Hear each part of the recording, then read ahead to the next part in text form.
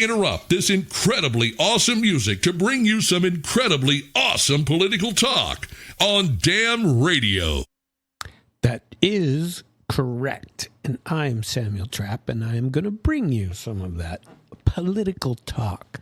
I must admit that I had fun on the show last night after JR sent me that thing that I had not perused as well as I ought to have. I saw a few commentaries on it in other places, but I hadn't read the whole thing myself. And I'm really glad I did. And I have seen a couple of things today that I've been working on a little bit. Most people know I don't sleep very much. And so I did a check. I was out there looking for these paper tiger nonsensical words, and I figured that there'd be a lot of people commenting on it, and there were a whole bunch of people commenting on Trump, on the UN, on what's going on in New York with the UN right now at the conference, and I wanted to continue in that line, and I wrote an essay. I have an essay to write, and I'm going to share it with you toward the end of this. But to preface it, I watched a whole bunch of stuff, and so I watched, and I'm going to give you a little taste of some of them that I looked at that were rather entertaining, that I want to make sure to get to for you and tell you some of the stories that have happened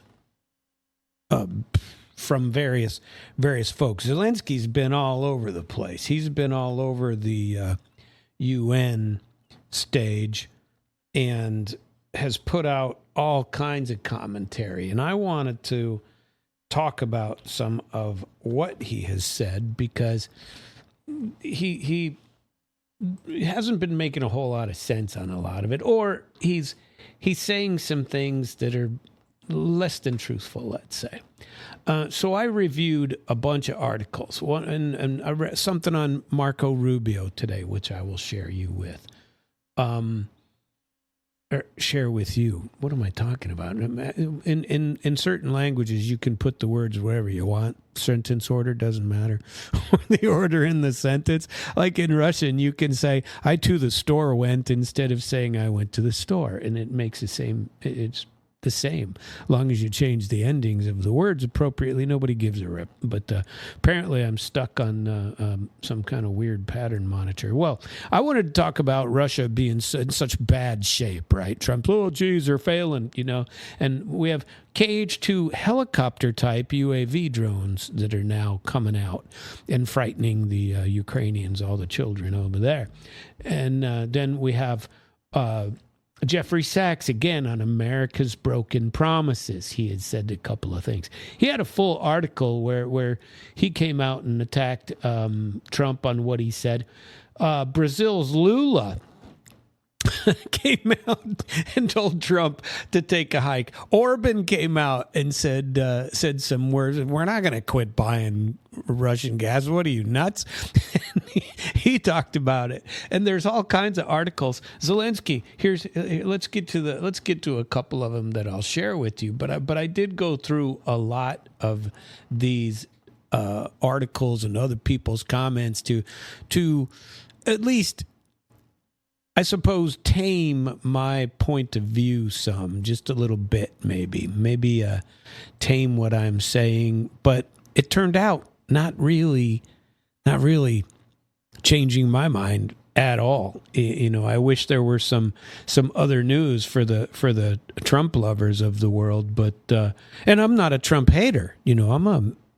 I'm more for him than against him. I'm pretty much for Trump. I have no problem with the man. I think he's doing a reasonably good job. But when I say my troubles with him, I'm pretty straight up about it, and I don't think that's changed much over the last, when he was president the first time, So I want to talk one guy in particular who I like to follow, a guy named Alexei Arestovich. And I've talked about him before. He's a former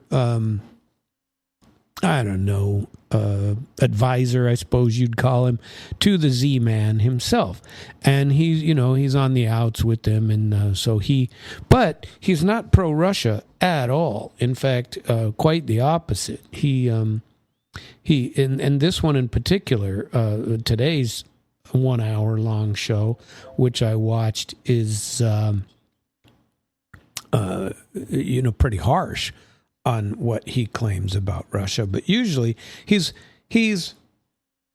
just as harsh on Ukraine as he is on Russia. And so let me tell you what he said. He had a long conversational, discussion where he said the peace track for Russia is dead. It's gone. And then he explained why. And I think it's important. Russia has chosen the military outcome. Do you remember? And they've all been saying it. Peskov, Lavrov, Putin, Zakharova, you pick them. Anybody that, Medvedev, they've all been saying, listen, somebody needs to make deals with us. Somebody needs to take what we're saying seriously, or we're just going to do it militarily. And he says, according to Arestovich, he says that choice has been made. And it was interesting the way he put it. They have chosen the military outcome. He personally was trying to do a fundraiser. He's starting a fundraiser for drones and gear for Ukrainian soldiers. He's starting something like that. He's trashing Kiev's elites. He says the command has the entire military and political command all the way up. They have command culture rot. And he was talking about the risks around this Transnistria, Moldova, Odessa. And he was also given some pretty harsh complaints about Gaza and the tech of modern war. His key claims, he says, the war party is ascendant, is on the rise in Moscow. That territorial gains taken by force are non-negotiable. They're not leaving. They take it by force. They take the land by force. They aren't retreating. So this nonsense with Trump saying, "Oh, geez, all we got to do is keep supporting, keep selling those weapons to NATO, and the Z-Man will win. He'll win back all that territory." Oh, really? I nobody believes that. I mean, nobody. I can't believe he believes it. To be truthful, territories taken by force. The Kremlin is locking in this battlefield settlement. They expect pressure to go past Ukraine, is what Arestovich is saying. He says Moldova, Baltics, Finland, and hybrid moving. Why he personally, Arestovich, is starting his fundraising. He said, well, because the country has said no to peace, then he doesn't have a choice. He's pushing for Mavics, thermal gear, unit level lifelines. He frames the conflict as it's going to turn into a very long, resource intensive war. Now that's pretty interesting. He said that Kiev's elite and their command culture. He was pretty scathing on this one. He said they have a huge amount of corruption, politicized appointments only, lack of civic courage among any senior officer. Heroism at the front line doesn't fix a broken decision-making culture. There is no decision-making culture. Everybody's afraid to make a decision because they'll get sacked if they make the wrong one. And so it's like extremely top-heavy. Operational picture, Russia's tempo accelerates in specific sectors. Their production is kicking butt, and we'll get to that in a little bit here, okay? And Ukrainian strikes on Russian refineries haven't flipped the map, and it's a war of attrition still, for sure. When he was talking about Moldova, Transnistria, and Odessa, he says that planners have long treated Transnistria as a lever against Odessa. Now, I found it interesting because I had never heard it before, saying that if you put pressure on Odessa, region, it's not a fantasy, that it's really happening. And there, because Odessa was very much connected to Moldova and Transnistria. And there's a lot of Russian speakers there still. I believe, this is me, and I could be wrong these days. I haven't gone and looked at any recent numbers on that. But that area was always heavily Russian speaking. But I don't know. I haven't looked at it any time recently. The global framework, U.S. and China. Long talks and bargaining are running counter to Kiev's hopes. The West doesn't guarantee anything, he says, and the politics are shifting way too fast. He talked about Gaza and genocide by Israel, but I don't really want to go there. And I care about it, but, it's not... Nobody's ever going to say anything harsh against Israel. It's not going to happen. Nobody's ever going to do anything. So he, Arestovich saying he's not the only one that thinks this way on this peace track issue. Then where there was another conspiracy sort of documents. Russia is mocking Poland and Estonia at the United Nations Security Council meeting. And Russia's statement at the UN Council ridiculed Warsaw and Tallinn about Polish drones.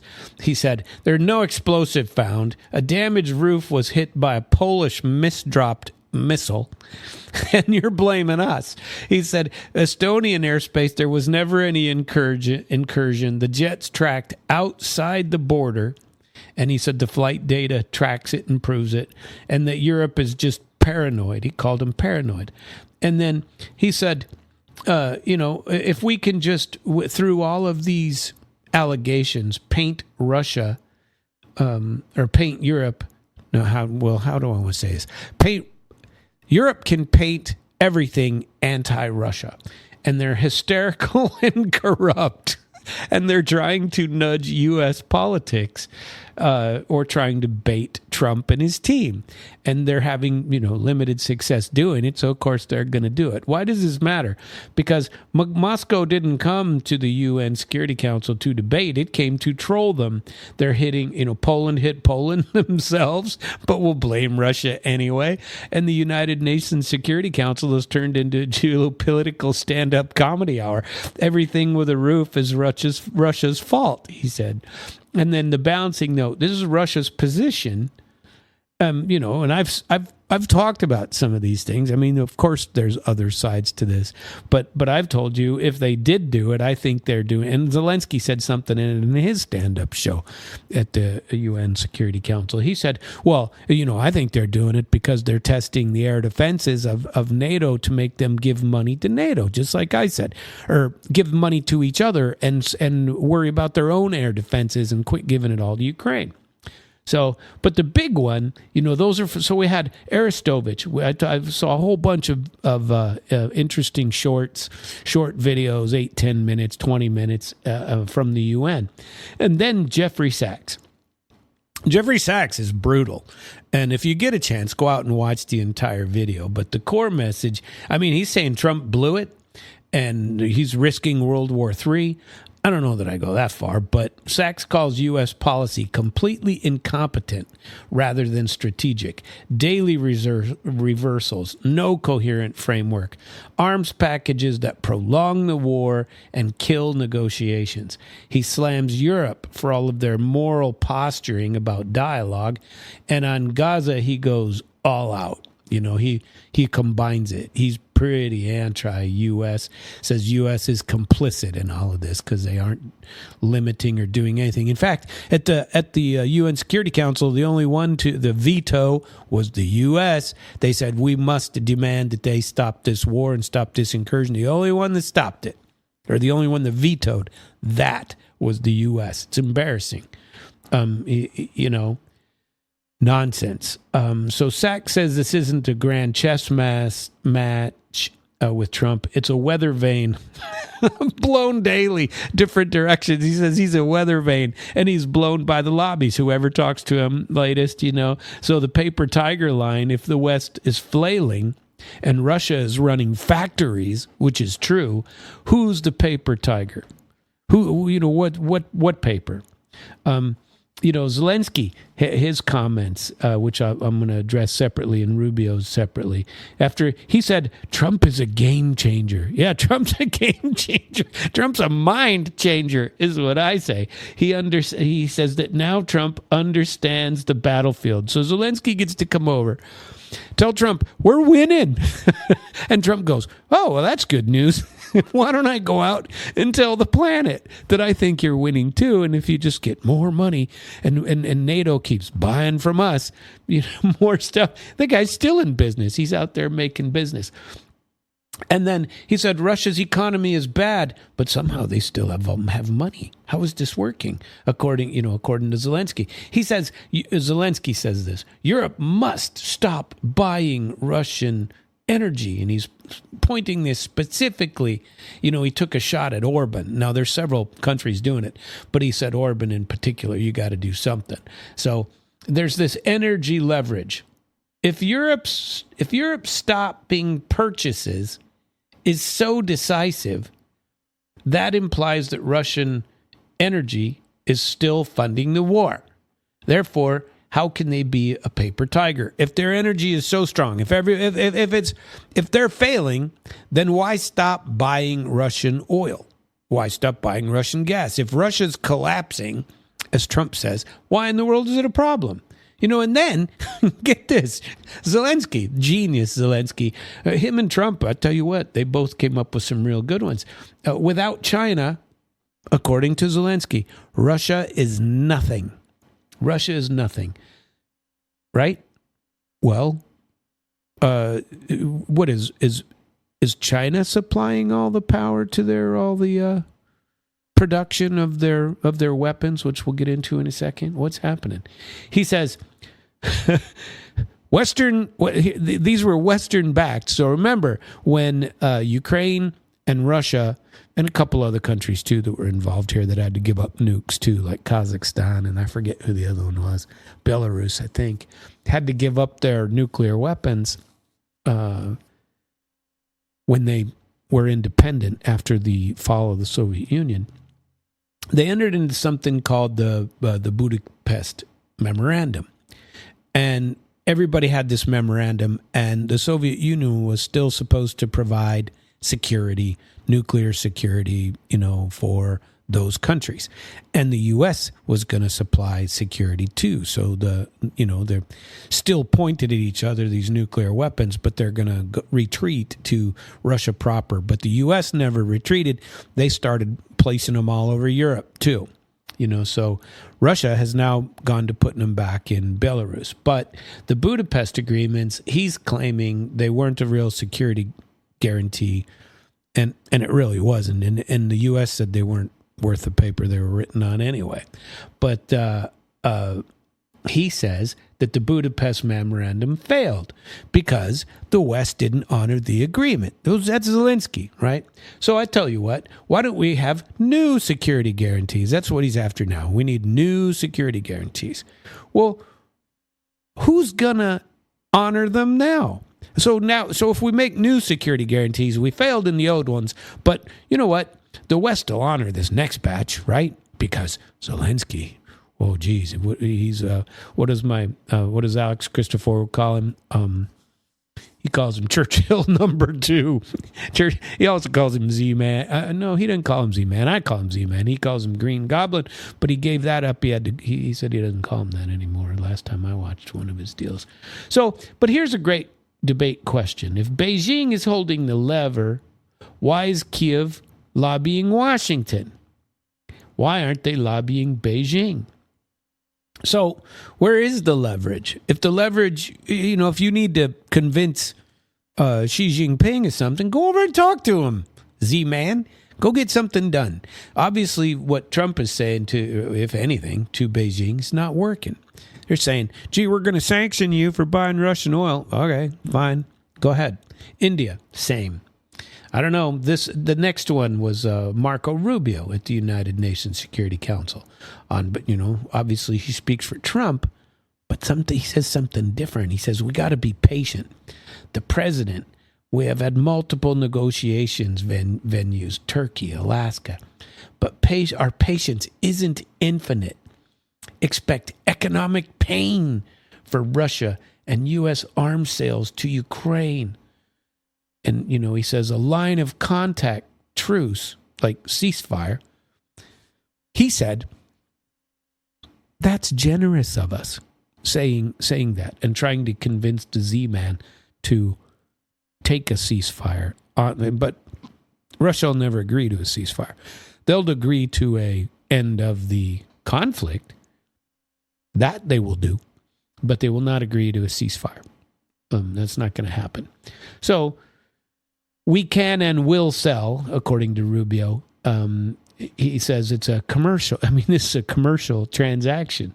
There's no gift. Functionality, this is a escalation. This is escalation, no matter how you slice it, if we start selling arms to Ukraine. I don't know how you get the money for it. They don't have any. All the money they got to borrow. So, is a line of contact truce really peace? Or is it just a freeze to give, and Russia doesn't trust the West with this. They're never going to go for it. Or a freeze. So his was all nonsense. So I think those are important to talk about, this paper tiger narrative. This Sachs saying it's not strategy, it's flailing is important. Zelensky, Russia's economy is really bad. Well, if it's really bad, why do they have lots of money?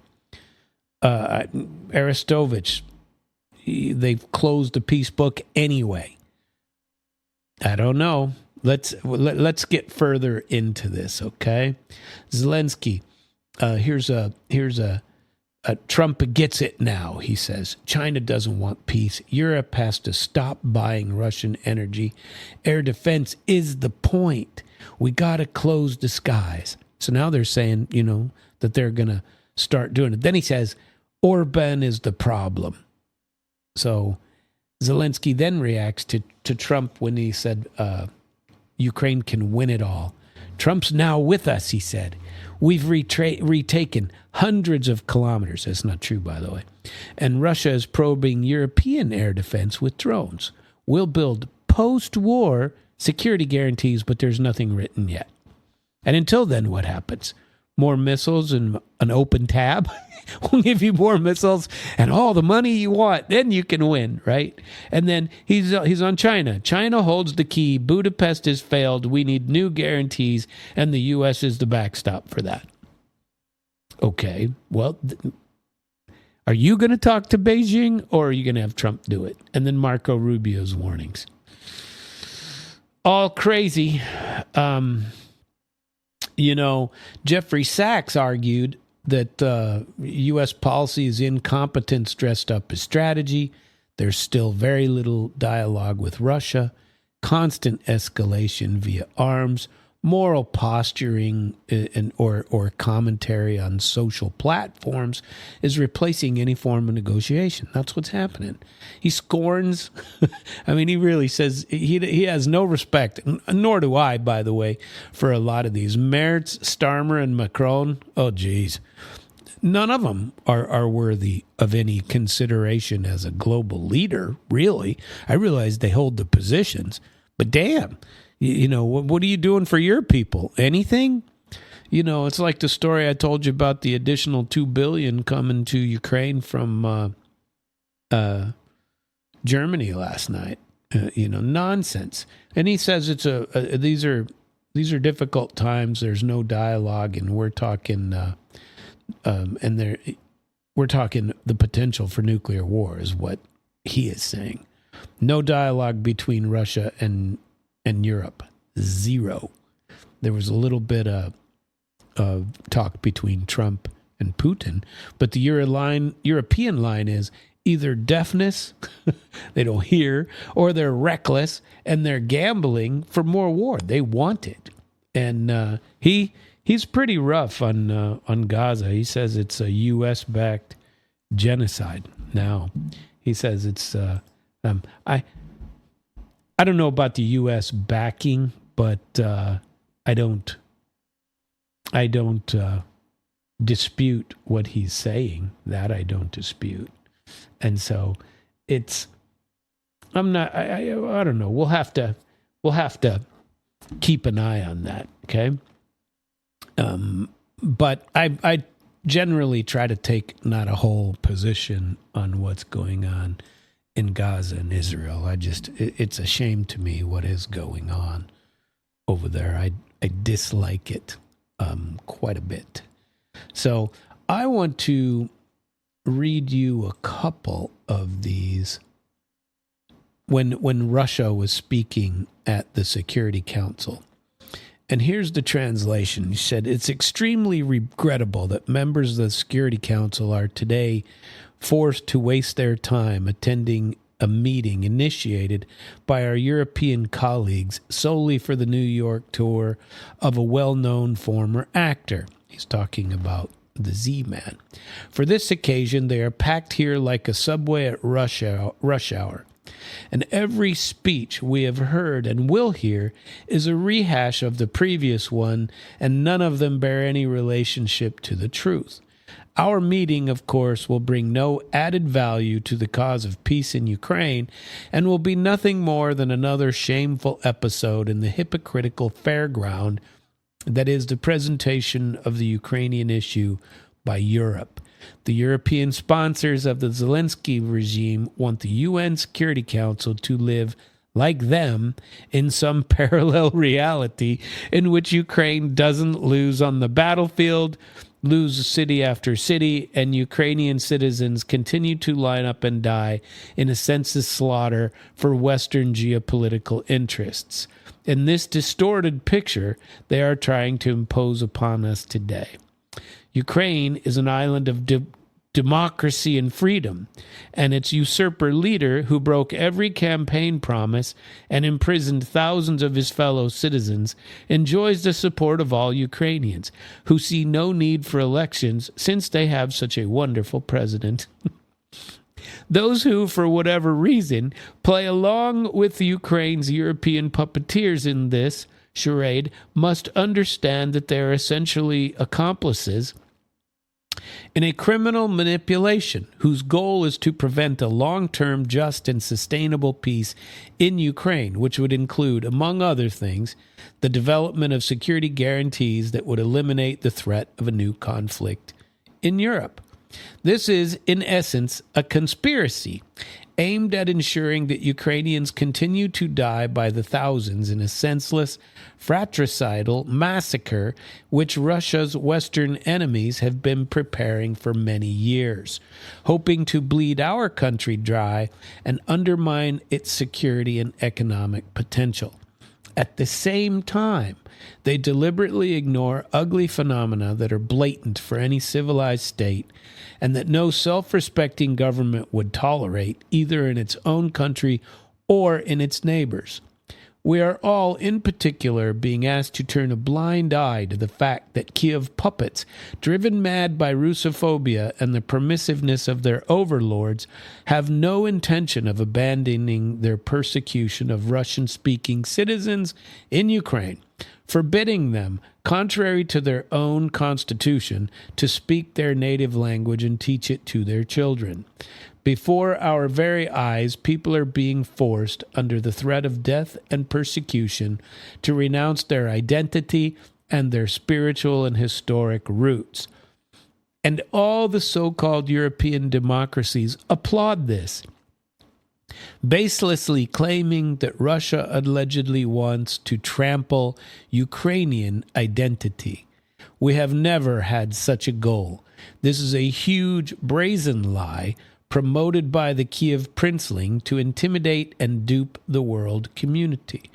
We are being asked to forget how the non-Nazi regime in Kiev, emboldened by impunity and brought to power by a Western-sponsored coup that violated the UN Charter, gunned down defenseless people in southern and eastern Ukraine with tanks and artillery, dropped bombs on them, and burned them alive in the Odessa Trade Union House. It humiliated and mocked them simply because they were Russian and refused to accept the Kiev regime's misanthropic ideology. And then for 7 years, under the guise of the Minsk agreements, it was armed to the teeth, supplied with intelligence, and prepared for war with Russia, as several retired European politicians who were directly involved have admitted. And we are also urged to ignore how Ukraine continues to glorify those who, along with the Nazis, exterminated hundreds of thousands of Jews, Poles, Russians, and even Ukrainians in World War II. How Kiev's European partners shamefully lower their eyes when they see swastikas and other Nazi and neo-Nazi symbols banned in their own countries on the body of the nationalist Ukrainian fighters they train. Mr. Chairman, for those who try to force the entire world to think within this distorted paradigm, history only began on February 2022, they don't want to remember the broken promises that prevent NATO expansion eastward, or the indivisibility of security in the guarantees. They want to erase from memory what they did in Kiev in 2014. They are ripping from the UN Charter the sole principle of respect for territorial integrity of states, forgetting about their sovereign equality, non-interference in internal affairs, and the rights of people to self-determine. They see the problem only in actions that are in response to their own actions. They are quickly replacing international law with so-called rules-based order they themselves invented and impose on others. The Ukrainian crisis is a direct result of their actions and steps they have taken for many years, despite all of our warnings and calls to stop and abandon the course that was leading to a disaster for the Ukrainian country. Now, when this disaster is obvious to everyone except the leader of the Kiev regime, who is saving his own skin and his stolen billions, and those who brought him to power, they are trying to undermine efforts aimed at establishing a long-term and sustainable peace in Ukraine. The country has become a byword not only for rampant corruption and total lawlessness, but also for blatant double standards that the collective West and its media outlets demonstrate in the Ukrainian context. Nowhere in the world, in any conflict, have the Kiev regime so consistently ignored its undeniable violation of international humanitarian law, using civilians as human shields, deploying air defense systems in close proximity to residential areas. This leads to tragedies involving debris falling on residential buildings or missed air anti-aircraft missiles, which would otherwise not have occurred since Russian aerospace forces, as we repeatedly emphasize, exclusively conduct precision strikes against targets belonging to the Kiev regime's military-industrial potential.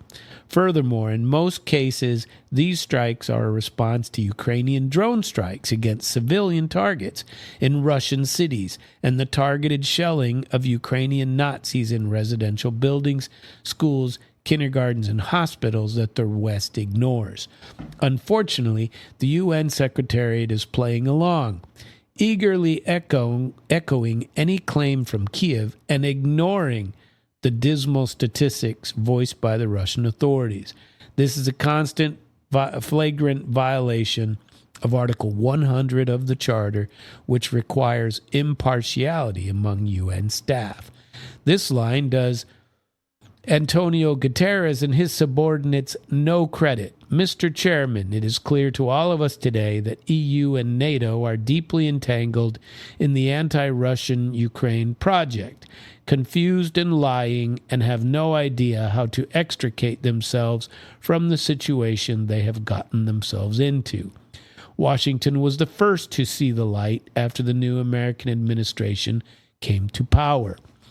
But instead of joining efforts aimed at establishing peace, Brussels and its allied capitals, whether through inertia or deliberately, continue to spin the flywheel of war, consistently and without basis portraying Russia as an enemy that will inevitably attack them should it deal with Ukraine.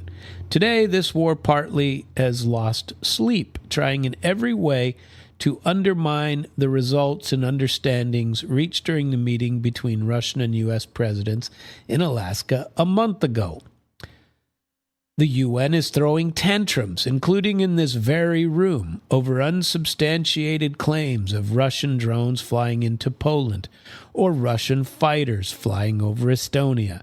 This brainwashing and zombification of the population, the desire to blame Russia for its own shortcomings and mistakes, and the dire economic and social problems facing European societies as a result of their own ill-conceived sanctions, is comparable only to the indoctrination of German and Italian citizens on the eve of World War II.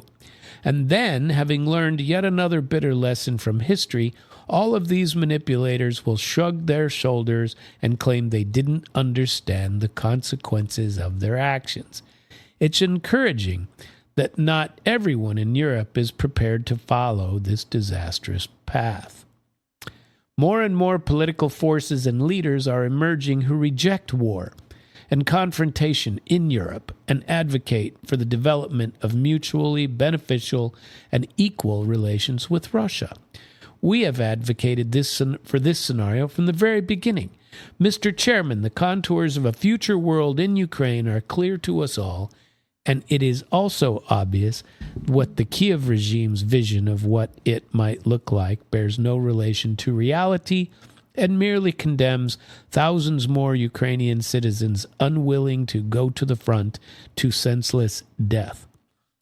Just yesterday on a Ukrainian television channel, a local propagandist lamented that many Ukrainians are being rounded up on the streets, and that they are, quote, quickly running out. This cynical statement sums up the essence of the Kiev regime. Do you agree with it regarding this unenviable fate for the remaining Ukrainian citizens? If so, there is nothing to discuss. If you care about them, we look forward to your support and sincere work with those who are trying to find the contours of a realistic, long-term, sustainable peace to stop this war started by the criminal Kiev clique in 2014. We do not reject any negotiation format, but we advocate exclusively for serious, substantive, and open-minded conversation. We do not reject negotiation with Ukraine, despite the extremely dubious, to put it mildly, legitimacy of its current authority. The optimal format for this has already been identified, the negotiating platform in Istanbul. Everything else can only be discussed once significant expert results have been reached there. Unfortunately, that is still a long way off. Mr. Chairman, in conclusion, I would like to recall the prophetic words spoken on the sidelines of the General Assembly's high-level week 2 years ago by Polish President Andrzej Duda, and I quote, "Ukraine, like a drowning man, is dragging us all down. Today, many of those who spoke in this hall have already become such drowned souls. If you are content with such an inglorious fate, you can do nothing and continue in the same spirit. If not, there is much work to be done. We were and are ready for it. Now it's your turn to make that choice. Thank you for your attention." Now, that's a hell of a statement in front of the UN. Did anybody hear anything about that? No, you don't hear the other side. That's why I chose to share that entire article with you. You don't hear it. Now, I don't care if you believe it or not. That's not the point. I tend to agree with a good amount of it. I tend to agree in general that this war is nonsense and that Ukraine is never going to win. I don't think that's any secret at all. What I have been stating, that is no secret. And so in keeping with that, now to go very much against Trump's paper tiger thing, I want to read to you an article I wrote that I'm sending to hopefully be published in that Ukraina.ru, where they published my last article. So I wrote another one today. And this article, I don't know, you know what? Maybe I should read one or two more. Because Zelensky, he had some here's what he said. Let's read what he said to the UN. Here's his. He blasted him. He says, "Dear leaders, dear friends, and those who can become our friends, because you want safety and peace as much as we do, today no one but ourselves can guarantee security. Only strong alliances, only strong partners, only our own weapons. The 21st century isn't much different from the past. If a nation wants peace, it still has to work on weapons. It's sick, but that's reality. Not international law, not corporate weapons decide who survive. Excellencies, you know perfectly well international law doesn't work fully unless you have powerful friends who are truly willing to stand up for you. And even that doesn't work without weapons. It's terrible, but without it, things would be even worse. There are no security guarantees except friends and weapons. No Ukrainian choice in this kind of reality. And knowing our people, they would have chosen a different priority anyway. Ukrainians are peaceful people, but they are people who want to live freely in their own independent country. That's why we invest in defense." Interesting. "For many nations, there is simply no other way left. Nations can speak about the pain from stages like this, but even during bloodshed, there isn't a international institution that can truly stop it." He meant single. That's how weak these institutions have become. What can Sudan or Somalia or Palestine or any other people living through war really expect from the UN or the global system? For decades, just statements, and even everything happening in Gaza remains without a way out. Even now, Syria, after all the changes, still has to appeal to the world to ease the sanctions choking its own economy. It has to ask and wait. Syria deserves stronger support from the international community. And as Russia's war against my country goes on, people are still dying every week. Yet, there is no ceasefire because Russia refuses. Russia abducted thousands of Ukrainian children. Not true. And we brought some of them back. And I thank everyone who's helped. He had a list that he gave of this long ago, so this is clearly a lie. Of like 392 is the list he gave of Ukrainian children who disappeared. But how long will it take to bring all of them home? Childhood slips away faster than the adults are able to help. Look at Israel. Nearly 2 years have passed, and the hostages still aren't freed. They must be freed, but even that hasn't happened. And for years, there's been no real answer to other threats, either chemical weapons and famine used as a weapon. Last year, at this assembly, I warned the world about the risk of radiation disaster due to Russia's occupation of our Zaporizhia nuclear power plant, the largest in Europe. But nothing has changed. Nothing. And yesterday, the plant went into blackout again. Russia hasn't stopped selling, even in areas near the facility, because international institutions are too weak. This madness continues. Even being part of a long-standing military alliance doesn't mean you are safe. Just recently, 19 Russian drones violated Polish airspace, and 4 were shot down.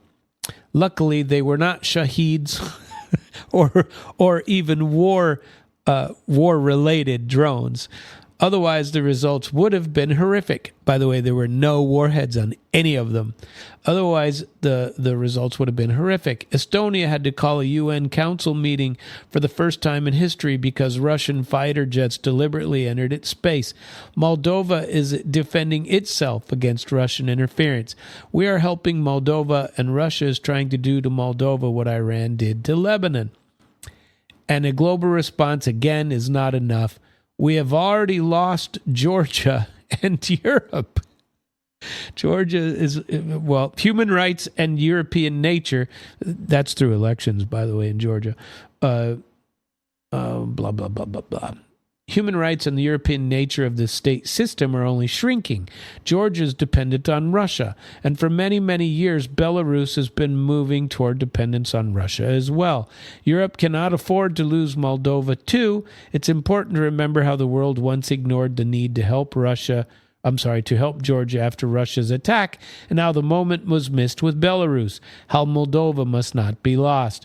And for Europe, supporting Moldova's stability, meaning canceling elections and arresting the pro-Russian candidates, is not costly, but failing to do so will come at a higher price. Yeah, because the people who want Russia will win.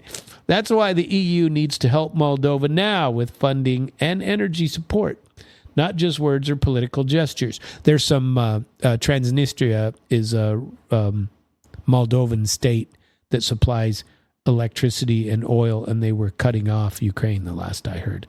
We must not forget about protecting the rights of people and the rights of nations in regions where the rights are under threat. The UN Charter and Universal Declaration of Human Rights must apply everywhere, but the Taliban in Afghanistan dragged the whole country back to the dark ages. Cartels in Latin American countries are more powerful than governments there. This is all about collapse of international law and weakness of international institutions. And so it's about the rising of weapons. Weapons decide who survives. Excellencies, yesterday President Trump stood right here in this hall. God save him from a murder attempt during the campaign.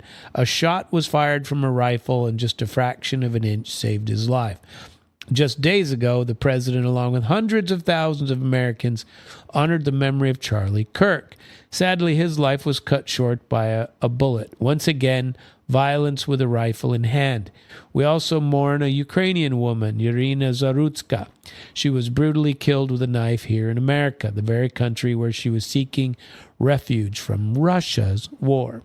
And almost every day when we open the news, we see headlines about violent attacks happening all around the world, most of it done with weapons. People are used to it.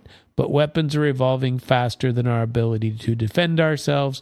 Now there are tens of thousands of people who know how professionally to kill using drones. Stopping that kind of attack is harder than stopping a gun, knife, or bomb. This is what Russia has brought with its war. So he says that UN is too weak to stop Russia. Well, what else did he say? He gave a hell of an interview. I think it was on Fox, where he said that they were lying so many times. You can go back and watch that at your own, though. I'm not even going to give you that. I only wanted to give him a few minutes there because I had about the from the other guy. But the Russians did it again in another one. Where is it? Let's see. It's extremely regrettable. No. I already read that one. Hold on. Well, let's. That was a short one by Jeffrey Sachs. I got the whole speech for you, but I don't want to go through the whole thing. It's too long. Oh, I did want to get to Lula and what he said. Here's what Lula said, and his was. I mean, he was beaten up on Trump. Where is that? Because he talked about what he said at the end of his speech was also important. He said, where are we? Okay. Brazil has cut, and he started out talking about themselves and about their sustainable development. They want to talk some more. But I want the part where he beat up on Trumpster. And it's a little bit longer of an article, and I don't want to read the whole damn thing. I really do not. Well, let's go to the end, though, what he said about multipolarity. Because he talked about this. Let's see. That the only defeated are those, let's see. It's urgent we refound the World Trade Organization on modern and flexible basis. Ladies and gentlemen, this year the world has lost two exceptional personalities, the former Uruguayan president Pepe Mujica and our dear Pope Francis. Both embodied, like no one else, the best humanist values. Their lives intersected with the 8 decades of UN's existence.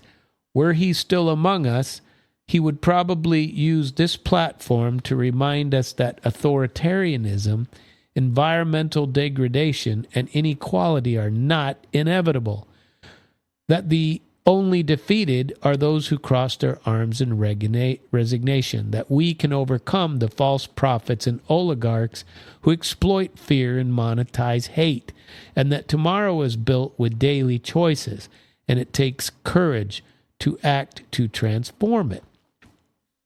In the future that Brazil envisions, there is no place for the re-addition of ideological rivalries or spheres of influence.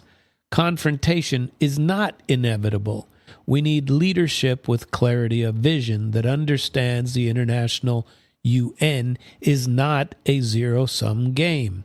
The 21st century will be increasingly multipolar. To remain peaceful, it cannot cease to be multilateral.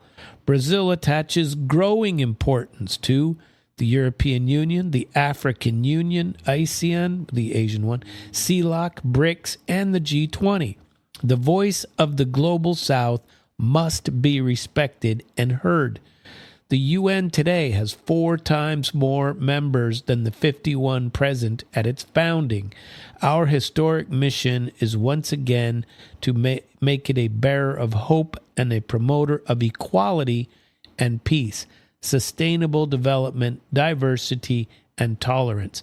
May God bless us all, and thank you very much. Now, that was just the end of Lula's speech, but it was a good speech, and he speaks Portuguese, so I didn't get to listen to it. I had to read the translation, but it is there. And there were several other good ones that were given out there.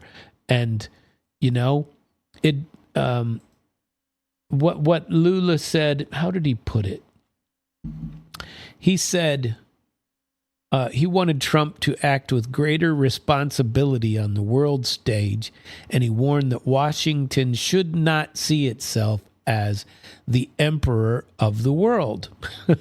Now, he said, I think President Trump needs to have the behavior of a head of state, of a statesman, of the largest economy of the world, of the biggest military power in the world, the most technological country in the world, he said through an interpreter. A country with such greatness and such might has to have much more responsibility. What we do not accept is that any country in the world interferes in our democracy and our sovereignty.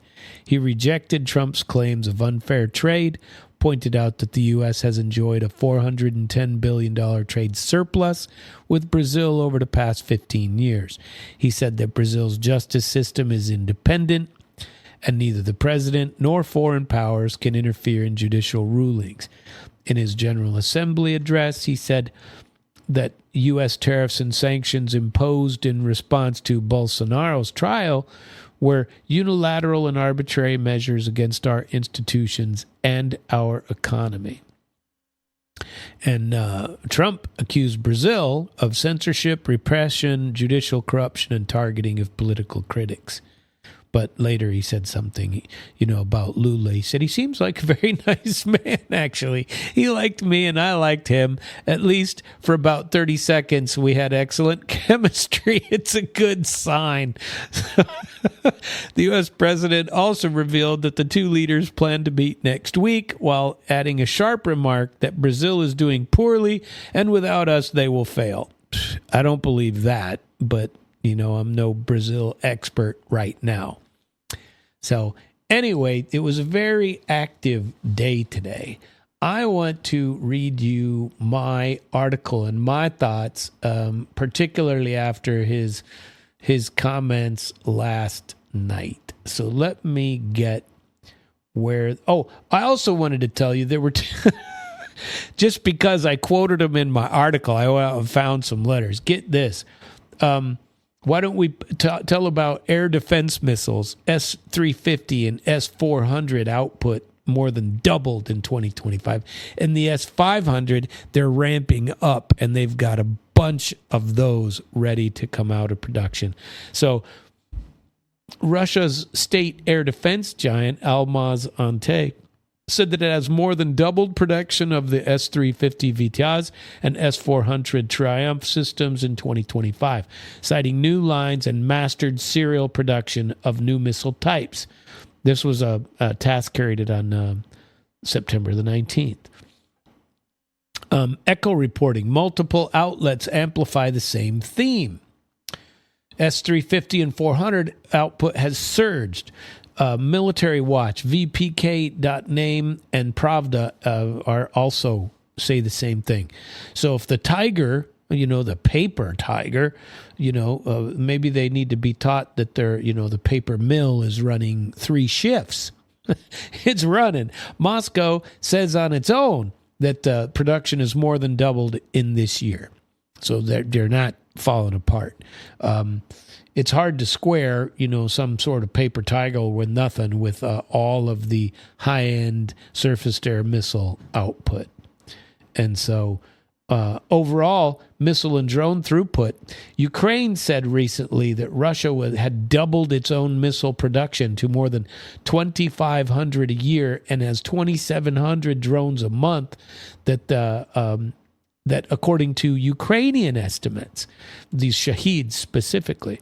And, even Ukraine collaborates it. There's the K2 helicopter-style drone, This comes out. It's a rotor-type UAV.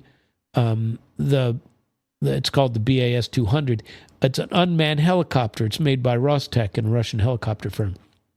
It's said publicly it was going to start using them in Ukraine. It can carry 50 kilograms, can fly for 4 hours, and go 160 kilometers an hour.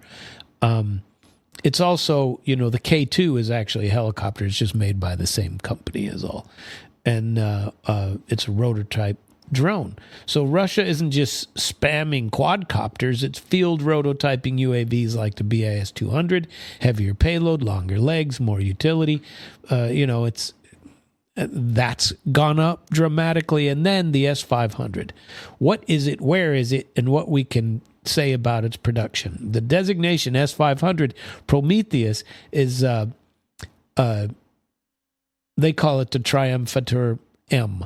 It's designed again by Almaz-Antey and is an upper-tier system which is more powerful than the S-400, and it overlaps with strategic ABM anti-ballistic missile coverage. So, long-range air defense and theater ballistic missile defenses are intended to engage ballistic missiles, hypersonic targets, and aspirationally some low-orbit ASAT profiles. ASAT is often claimed, saying that they can get to them anti-satellite, is what they're saying. But they say that, but West says they haven't proven that yet. But the Interceptor class, the new 77N6 family, uses hit-to-kill physics against ballistic targets versus blast fragmentations of the older S-300 and 400 rounds. The range figures vary. CIS says 400 kilometers and 500 to 600 for the S-500. And so 500 to 600 kilometers for anti-aircraft is, wow, that's crazy. A battery of these involves multiple radar vehicles and engagement radars, layered for aerodynamic and ballistic tracking. Details are classified, but they say this openly. They say they're multi-radar, multi-channel architecture. Initial deliveries, they delivered in 2021. The first sets assigned to defend Moscow Central Industrial District. Public reveal says the complex appeared in public form at the Army 2024 Expo. Forward deployment. Some outlets have claimed that S-500 elements were already used covering the Crimean Bridge in 2024, and Russia doesn't really talk about it. It says that they are doubling the amounts, but that I haven't confirmed in the West as well. There's usually some good military stuff that you can find on that. Official Russian reporting on September 19 about they were talking about the 350 and the 400 doubling. But they didn't say the S-500 production itself doubled, but they did say it has gone up, that is ramped up, and they're going to have more and more brigade sets this year, while Russia is flooding all kinds of S-350 and 400s because they have the volume and everybody already has the weapons out there. But the S-500 is a complement to existing ABM and SAM lighters. It's not really a mass item, but it is an upper tier air defense system. It does exist, and it's being deployed actively even now. So it's a big deal, a big freaking deal. So my next, with all of those things that I've shared with you, I wanted to share my Paper Tiger article, which I wrote. Let's see here. Gotta scroll to it.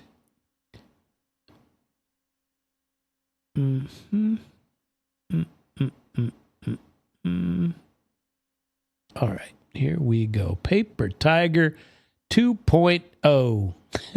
A reality check that slogans won't survive Mr. Trump. According to him, Russia is a paper tiger. That's a tidy phrase engineered for headlines and campaign sound bites. It even feels good to say. It flatters the listener. It collapses the moment you hold it up to factories, rail schedules, budgets, fuel flow, and map changes that just don't care who won the day's news cycle. If you prefer therapy to analysis, keep the paper tiger. If you want reality, you need to come up with a different animal and a different vocabulary. Now, by the way, Peskov said, everybody knows Russia's a bear. He said, and a pretty powerful one at that.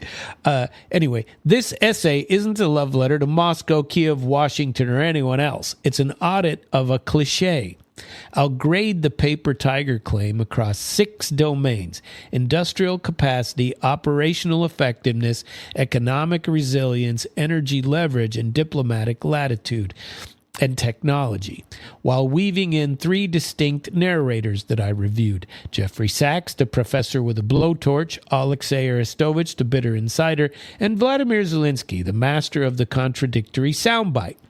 The point isn't to pick a team, it's to look at outcome instead of adjective. Spoiler, the paper does not take territory. Steel does. Okay? Jeffrey Sachs isn't Moscow's press officer, but he says out loud what most Western officials whisper to themselves. Washington's strategy is a costume. It's branding. We alienated India, shoved Russia toward China, then declared our surprise when multipolar reality refused to salute the old flag. The United States can lecture the planet from every podium it can rent. But 4% of the world's population, this is according to Jeffrey Sachs, cannot run the other 96 by sermon. You can call that fatalism if you need to. I call it arithmetic. And arithmetic is not... I'm sorry, I can't see. Arithmetic is the enemy of slogans. It's also the enemy of the paper tiger line. If your foreign policy is a weather vane and the other side is a factory, you're not fighting paper, you're fighting procurement. Slogans do not dent procurement. They don't knock out transformers. They don't replace barrel liners. Procurement, on the other hand, eats slogans for breakfasts. Here's Arestovich. His cold shower. Peace is closed, but factories are open. When Alexei Arestovich declares the peace track is closed, it's not because he suddenly discovered war in a history book. It's because he sees what's on the front line and who's in charge. In his telling, Russia's so-called party of war has won internally. Gains taken by force are non-negotiable. That may be ugly, but it's a sturdy description of their policy. He doesn't answer this by composing a poem. He starts raising money for drones, Mavics, and FPVs, because that's what a long resource war demands. Cheap buys, cheap precision, and lots of them. Forever. Arestovich is equally savage with Kiev's leadership class. Heroism at the front is real, he admits, but a broken decision culture in the rear eats heroism for lunch. Promotions that read like politics, not merit. A shortage of what he calls civic courage in the senior command. A steady trickle of operational warnings from pressure on the East Kharkiv Oblast to the old Transnistria lever aimed at Odessa. That sounds grim because it is. If the enemy were paper, he wouldn't be buying streamers, he'd be buying champagne. He's buying FPVs. This is the opposite of propaganda. It's a man describing a grinder from inside the noise, while the rest of the West argue about hashtag choices. You don't have to like him to understand his message. This is a factory war, and factories beat adjectives every single time. Zelensky, the soundbite that swallows its own tail. Zelensky can still turn a phrase, he can still get applause. He also contradicts himself like it's his job. At the UN, he announced with theatrical certainty, without China, Russia is nothing. It's a killer line. It's also the kind of line you deliver only if you haven't looked at a tanker schedule or a refinery run since last quarter.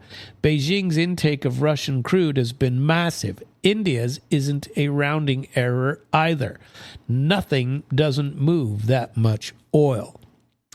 Then there's the Trump tango. In one breath, Zelensky says Trump is a game changer who can deliver victory. In the next, he insists that Putin lied to Trump so many times that you'd think the man needs a minder, not a meeting.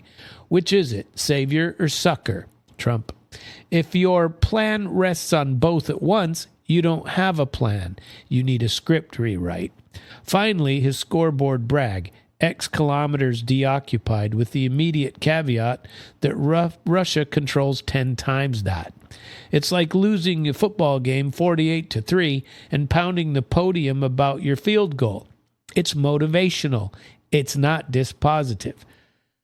None of this makes Ukraine illegitimate or unworthy. It makes the public narrative wobbly and the strategy too dependent on the promise of new guarantees from the same guarantors whose last guarantee dissolved in the rain. You can respect the courage while doubting the sales pitch. Adults are permitted to do both. Industry, what paper doesn't do. A paper tiger doesn't run 3 shifts. It doesn't ramp munition lines. It doesn't shift rail logistics from parade to pipeline and keep the line fed while under attack. What we're seeing from Russia is the dullest possible threat profile, throughput. No single number will make anyone happy. That's the nature of wartime statistics. But taking the conservative view still yields an uncomfortable picture. Artillery shell production elevated into the low millions annually. Explosive capacity expansion, and the skies humming with mass market, low-cost drones that trade exquisite engineers for brutal volume. Add to that the air defense stack. Workhorse systems like S-350 and S-400 push hard, while the apex tier S-500 matures in small batches around crucial targets. That's a pyramid, not a press release. Mass at the base, exotic at the peak. Does this prove invincibility? No, it proves capacity. And capacity, the kind that fills magazines and warehouses, beats adjectives and viral clips. Call it unromantic, I call it decisive. Operations. Grind versus glamour. If you need glamorous arrows on a map to feel secure, this war is going to disappoint you. The Russian pattern is monotonous. Pressure, pause, artillery prep, bite, consolidate, repeat. It's methodical and it's cruel. It buys meters, not pageantry. You can call it failure if you want a Hollywood montage. If you want to win an attritional fight, it's called staying on plan. The Ukrainians have adapted heroically in some places. Cheap FPVs, hunt teams, deception, air defense improv. But none of that turns attrition into a music video. The point of a grinder is not to surprise you, it's to make you tired, poor, small, every month until something else breaks. That something might be your logistics, might be political will, it might be manpower, or your patience. And the patience of your allies' legislature. The grinder isn't picky. The only operational argument that matters here is whether you can sustain your tempo longer than your opponent can sustain his. The Paper Tiger slogan doesn't touch that question because paper has no tempo. Economy. Slowing isn't surrender. The Russian economy is slowing. Good. Sanctions bite. Rates hurt. War distorts. But slowing is not surrender. A war budget of around 7% GDP is heavy. It's also paid. And by the way, Ukraine's budget is estimated at 60% of their GDP. How do you like them apples?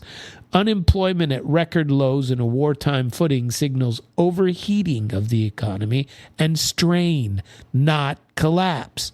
The civilian side of the house suffers. The military-industrial side gets the oxygen. These are the unpleasant mechanics of a war economy. You can tut-tut the trade-off if it helps you to sleep.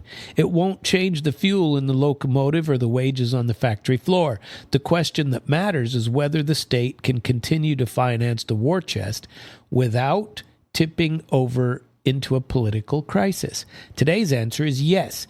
Paper Tiger is a poor substitute for that sentence. Energy. Reduced isn't severed. Europe cut a lot of Russian energy.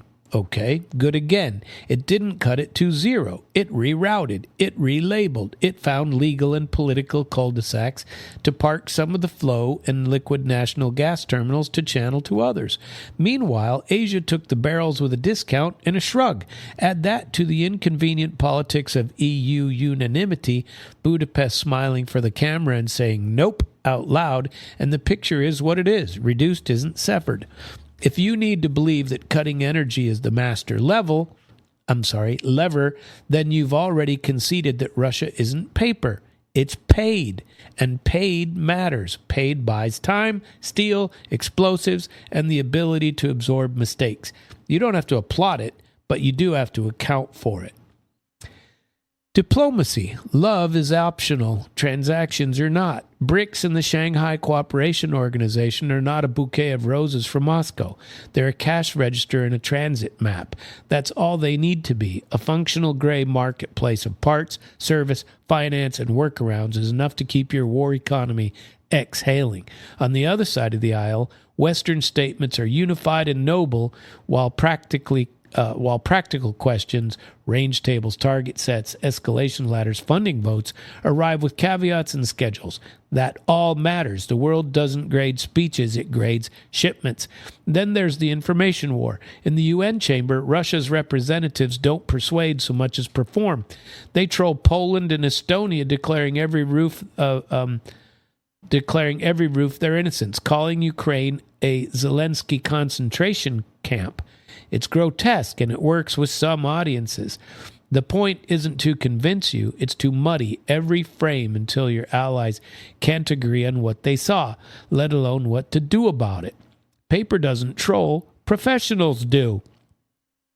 Technology, strengths at the edge, gaps in the core. Russian strengths in hypersonics, electronic warfare, and mass production of cheap UAVs are very real. So are the choke points, macroelectronics, aviation, high-end optics, and engines. The result is a pragmatic mix. Where you can't import, the word came out wrong. Where you can't import, you create. Where you can't create, you repair. Where you can't repair, you change tactics. It's not pretty, but it is effective. At the top of the stack, systems like the S-400 are small batch, strategic, and politically important. At the base, S-350 and 400 lines are where the math happens. Layered air defense doesn't mean invulnerability. It means painful attrition for the other guy's airframes and standard munitions. Again, Factories over adjectives. Trump's superlatives in the UN renovation bedtime story. Donald Trump governs by superlatives. Every podium becomes a rally. Most successful, greatest, hottest. He is also still running against Joe Biden in every single paragraph. The United Nations speech was no exception. The cherry on top was the renovation nostalgia. The bid that the $700 million in his sworn testimony, $500 million when remembered, and a project that actually cost over $2 billion when finished, that's great. But if you're going to time travel, we have better things to time travel about. His latest pivot, that Ukraine can win it all back and that Russia is a paper tiger in big economic trouble, is great television. But it doesn't answer the procurement question. It doesn't answer the energy question. It doesn't answer the map. What is the scorecard then? 6 domains, no hashtags. Industrial capacity, 5 out of 5. Mass ammunition, UAV production expanded. Explosive capacity, 3 shift plants indicate great staying power. Operational effectiveness, 4 out of 5. Grinding incrementally costly and persistent. Unimpressive to the eye, but decisive over time. Economic resilience, 4 out of 5. Growth downshifted, not collapsed. War chest is funded. The political center holds. Energy leverage, 4 out of 5. Europe's intake is down hard, but not to zero. Asia compensates, and Hungary says the quiet part out loud. We're not gonna stop buying. Diplomatic latitude, 4 out of 5. Transactional blocks, workarounds, and a fog machine at the UN. That was good stuff. Technology, 3 out of 5. Real edges in electronic warfare, hypersonics, and UAV mass production. Gaps in microelectronics and aviation. So of total, out of all of these, 28 out of 35. If you need a slogan, try this. Not a paper tiger, at worst, a wounded bear, which is still swiping. The counter case. Let me give you a little bit of a counter case. Sanctions aren't a meme, they are friction, especially for chips, finance, and anything with a turbine. High interest rates are cooling growth. Demographics do not do miracles. Manpower is finite and tired. The Navy isn't a global instrument, and air defense doesn't catch everything. Map gains are slow and expensive. If you're looking for the end of the beginning or the beginning of the end, you're going to be disappointed. If you're looking for breakpoints, they do exist. Logistics, morale, leadership, but none of them are named hashtag. You can hold all of that in your head and still conclude that paper tiger is a big mistake. Precision beats poetry. The precision says war is long, the costs are compounding, and the side with the steadier factory rhythm will have the better hand, all other things being equal. What should we watch for instead of what should we wish for? Budget signals in Moscow. Tax tweaks, pay premiums for defense plants, procurement tempo. If the state keeps feeding the war chest without panic, plan on a very long haul. Frankly, that's what I see. China's intake and refinery runs. If Beijing keeps taking barrels and re-exporting ecosystem stays quite busy, like it is, the phrase Russia's nothing without China will remain a comforting fiction. EU fracture lines, public unity, private hedging. Hungary is the loud example. The quiet ones matter more. So what is my verdict? What's actually paper in this story? Promises without budgets, guarantees without mechanisms, press releases that age like milk. There's nothing paper about a country that can keep factory lights on, rails loaded, the budget funded, and the defenders supplied with the components to shoot down your missiles and drones often enough to alter your targeting calculus. Ukraine is not paper either. It bleeds, it adapts, and it fights. But its leaders sell contradiction because contradiction is all they have left to sell. We're winning. Send more. Democracy. Later. Paper tiger. Cut the energy, please. You can respect the courage and reject the sales pitch. I know I do. The West is not paper, but it does mistake rhetoric for structure. It confuses a press conference with a logistics plan. It thinks scale on spreadsheets equals effect at the line of contact. It does not, as yet, act like a bloc that intends to outproduce an opponent for as long as it takes. If that changes, maybe the map will notice. If it doesn't, the map will notice that too. So let's retire the tiger. If you need an animal, use the right one. Russia today is a wounded bear. Slower than it would like, uglier than it pretends, but still swiping. If your strategy is to wait for paper to wilt in the rain, prepare to be disappointed. Bears do not wilt. And when they finally fall, it isn't because someone said a clever line at the UN.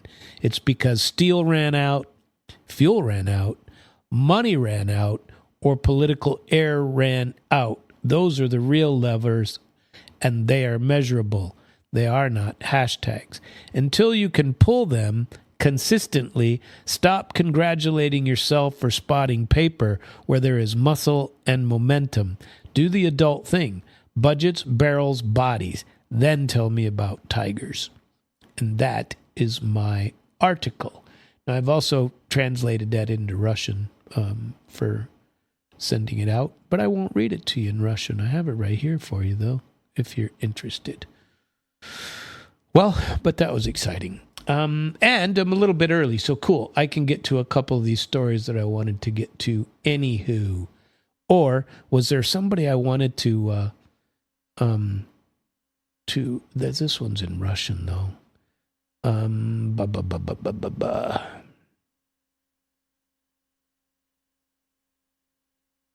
Zelensky urges China. No, I already talked about all that. Okay, well, we're going to move on to the news because there were a couple of articles in there that I wanted to get to.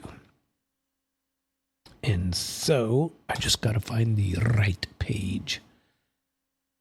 Now, there have been mystery drones spotted near a Danish air base that's hosting F-35 jets. So that's an interesting article. In the UN, this came out, let's see, a couple hours ago. Only 36 countries back Ukraine in a key vote. A statement condemning Russia was supported mainly by the EU and 10 other countries out of the 193 UN members. So they were trying to get, Zelensky, the whole point was to get over there and get people to all jazzed up about this. And I wanted to share this with you. A joint statement by Ukraine and the EU condemning Russia has received the backing of 36 out of 193 member states. The U.S. notably abstained, didn't say they were in it. Presented by EU Foreign Affairs Chief Kaya Kallas, the genius, and Ukrainian Foreign Minister Andrei Sybiga at the UN headquarters in New York on Tuesday, the document describes Russia's actions vis-à-vis Ukraine as a blatant violation of the UN Charter. It calls on the global community to maximize pressure on Moscow and to support Ukraine's territorial integrity within its internationally recognized borders. The joint statement was endorsed by the 26 EU member states with the exception of Hungary, and was endorsed by Albania, Andorra, Australia, Bosnia-Herzegovina, Canada, Japan, Monaco, New Zealand, Norway, and the UK. Back in February, the UN Security Council rejected a resolution drafted by Kiev and its European backers that contained similar anti-Russian rhetoric. A competing resolution promoted by the U.S. was eventually adopted, with Washington, Moscow, and 8 other members voting in favor and 5 European nations abstaining. That version avoided branding Russia as an aggressor and called for a swift end to the conflict. Moscow's deputy envoy to the UN, Dmitry Polyansky, at the time described the outcome as a victory for common sense, claiming that more and more people realize the true colors of the Zelensky regime. Moscow has consistently characterized the Ukraine conflict as a proxy war being waged against it by the West. The Kremlin has repeatedly stated that hostilities would end were Kiev to renounce its claims to the 5 regions that have joined Russia through referendum since 2014, reaffirm its own neutral status, and guarantee the rights of Russian-speaking population on its territory. Then they shall stop. Isn't that crazy? Here, I wanted to share with you also, and I might not be able to get to it all, but we're going to try, because it's in keeping with my article. Russia is a bear, not a paper tiger, says the Kremlin to Trump. The country is usually described as a bear rather than other animals, Kremlin spokesman Dmitry Peskov joked. Dmitry Peskov has rejected U.S. President Donald Trump's description of Russia as a paper tiger, joking that the country is more commonly compared to a bear. On Tuesday, following its meeting with Ukrainian leader Zelensky, Trump said he believes Kiev is in a position to fight and win all of Ukraine back if EU and NATO continue to support it. He compared Russia to a paper tiger, claiming the country is in big economic trouble and that this is the time for Ukraine to act. In an interview with Russian business daily RBK Wednesday, Peskov disagreed with the U.S. leader. Russia is not a tiger. Russia is more often associated with a bear. There are no such thing as paper bears, and Russia is a real bear, he quipped. Peskov added that the Russian economy has adapted to the ongoing conflict, has been able to provide its military with all necessary equipment, while acknowledging it does face certain problems, which are aggravated by unprecedented Western sanctions. Trump is a businessman, he said, suggesting that he is trying to force the world to buy American oil and gas at higher prices. Still, Peskov stressed that Russian President Putin highly values Trump's efforts to mediate the Ukraine conflict while describing their relationship as warm. Talks between Russia and the U.S. are moving slowly, he noted, explaining that Washington links the issue of restoring bilateral ties to the settlement of the Ukraine conflict. Moscow remains open to seeking peaceful resolution of hostilities, Peskov said, while Ukraine's battlefield situation is deteriorating. The dynamics show that for those who do not want to negotiate today, their position will be much worse tomorrow or the day after tomorrow, the Kremlin spokesman said. I hate to say it, but I agree with him. Yep. And there was also a quick, wonder if I can get to this one. Ukrainian incursion into Russia's Kursk region ordered by Zelensky came with too high a cost and delivered no operational results, said the former top Ukrainian general and current Ukrainian ambassador to the UK, Valery Zaluzhny. He said in an article on Tuesday. Everybody remembers this one. And it's been fully liberated now since April. Reflecting on the Kursk incursion in the Ukraine outlet Zerkala Nedelyi, which means Mirror of the Week, Zaluzhny, widely touted as a rival to Zelensky in any future presidential election, claimed that such operations could only be justified if human losses were acceptable and objectives limited. An isolated tactical breakthrough on a narrow sector of the front does not bring the necessary success to the attacking side, he wrote, noting that Russia not only stopped Kiev's attack, it also managed to launch its own tactical advance at the same time. Crazy stuff, friends and neighbors. Well, I hope you've enjoyed the program today, and I hope you join me every day because I like it when you do. This has been International Flavor. I am Samuel Trapp. This is Damn Radio that you're listening to from the Lake Ozark Real Estate of the Art studio from which I am broadcasting. You can always find our schedule for other programs at damnradio.com/schedule. You can go to our damnradio.com/live and listen to the program. You can do damnradio.com/podcast and listen to all the podcasts, and I hope you do.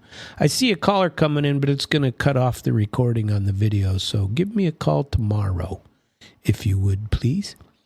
And join me tomorrow night, same time, same bat channel.